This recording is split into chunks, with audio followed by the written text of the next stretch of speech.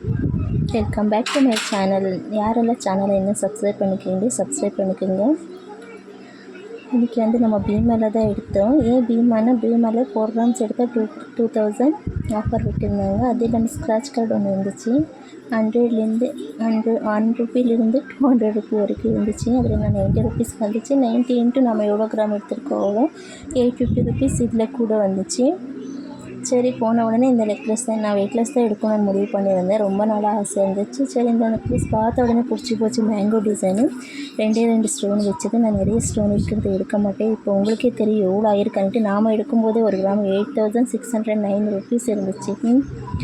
சரின்னுட்டு ரொம்ப பிடிச்சி போச்சு. சரி, ஃபைனலாக இதே பண்ணிவிட்டு 10,000 புக் பண்ணிட்டு வந்துட்டு. ஏன்னா அக்ஷய திருப்தி எனக்கு போக முடியாது, ரொம்ப கூட்டம் எனக்கு பார்க்கவும் முடியாது. டிசைன்ட்டு ஒரு 10 டேஸ் பிஃபோரே போய் ப்ராடக்ட் பார்த்துட்டு ஃபிக்ஸ் பண்ணிவிட்டு அமௌண்ட் கட்டிட்டு வந்ததாச்சு. 22 கேரட்டு பர் கிராமு. அப்புறம் வெயிட்டு, அதில் நெட் வெயிட் எவ்வளோ இருக்குன்னுட்டு. நெக்ஸ்ட்டு வந்து amount, jewel amount, VA amount எவ்வளோன்னுட்டு. ஃபைனலாக 92,765 ருபி ஆச்சு. என் ஹஸ்பண்ட் கொஞ்சம் பேசி 92,450 ருபீஸ்க்கு கன்ஃபார்ம் பண்ணாங்க.